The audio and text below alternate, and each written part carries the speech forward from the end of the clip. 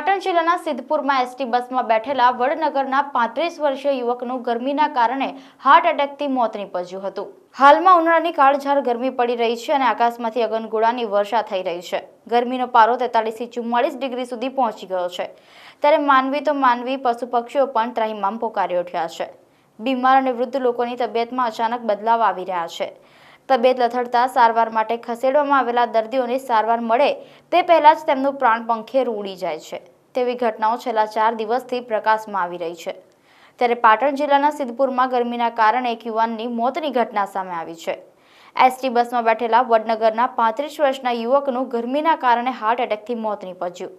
35 વર્ષના સેનમાં શૈલેષ ખીમાભાઈ અમદાવાદથી વડનગર જવા માટે નીકળ્યા હતા। કંડક્ટરે યુવકને સ્ટેન્ડ આવતું હોવાનું જણાવતા જતા યુવક બેભાન અવસ્થામાં મળી આવ્યો હતો। યુવકને 108 દ્વારા સિદ્ધપુર સિવિલમાં લઈ જવાયો હતો, જે પ્રાથમિક દ્રષ્ટિએ જોતા ગરમીના કારણે હાર્ટ એટેકથી મૃત્યુ થયું હોવાનું તબીબે જણાવ્યું હતું।